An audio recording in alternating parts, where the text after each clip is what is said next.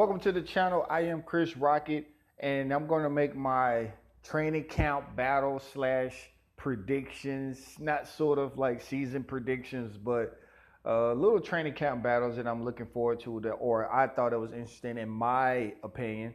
And right now, we're on the AFC West. We're going to start with the Los Angeles Chargers. The interesting thing that I'm looking at is the offensive line. They acquired Mike Pouncey, which gives them a big ass boost to that offensive line.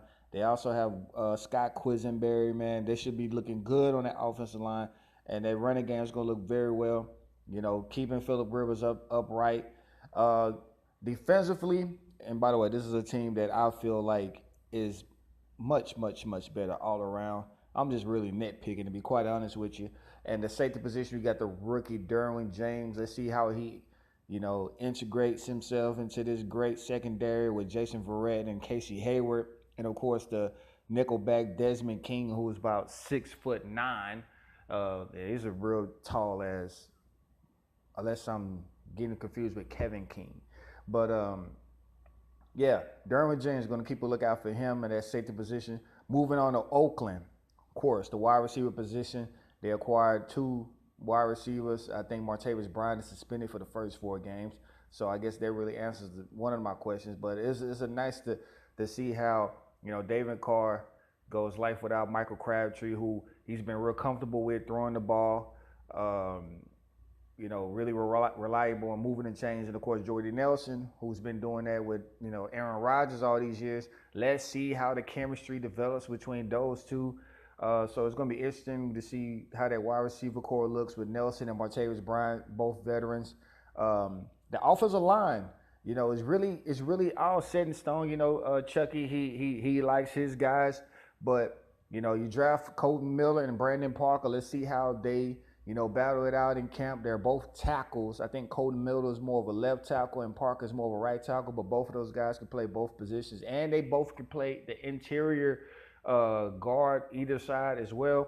So, and you can imagine that's why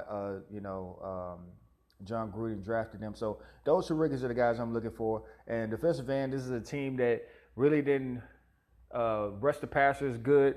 Everybody thinks it's just Khalil Mack and that's it. But the other defensive end, you got Mario Edwards. He had 3.5 sacks, started in 14 games, only had 3.5 sacks. But they draft Arden Key out of LSU, man. So let's see how him and Mario Edwards battle it out. If it ain't a battle, then Arden Key, something's wrong with you. Moving on to Kansas City, life after Alex Jones, Pat Mahomes. Let's see what you can do, bruh. And they got you some weapons. Sammy Watkins, a great receiver. You just need to stay healthy a little bit. Did some real good work for the Rams the second half of the year. Let's see how Pat Mahomes responds to all these weapons. He should be fine though, because he has the quarterback whisperer Andy Reid. You got Kareem Hunt coming back healthy. Defensively, this is a defensive end position that don't get a lot of sacks. You had Chris Jones, who led the way with 6.5 sacks, and if I'm not mistaken, that whole defensive end position had like 8.5 sacks. So what do? You go draft a guy. Breeland Speaks. This should be a very interesting battle between he and Chris Jones. You can imagine Chris Jones is probably going to be there. But Breeland Speaks could make it a good battle.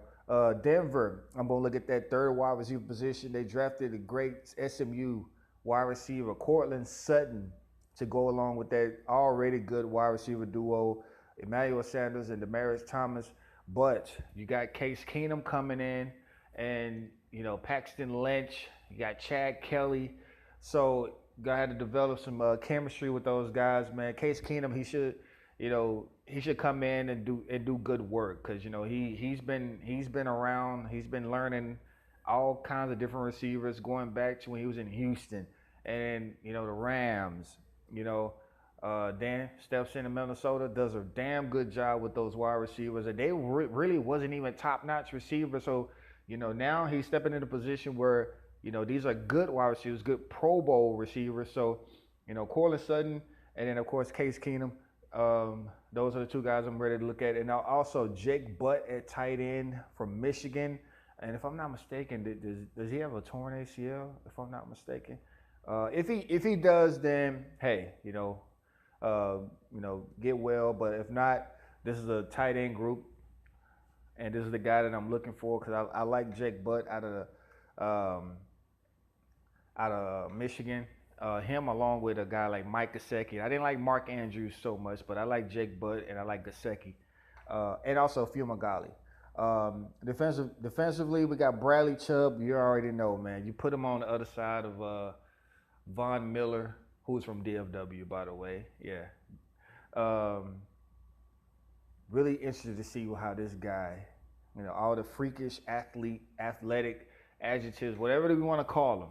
You put him on the other side of Von Miller, man. Let's see what this guy can do. And the sleeper pick that I pick, and this is one of the guys that I rated very, very high as far as the linebacker position, Josey Jewell. I want people to look out for Josey Jewell, the inside linebacker.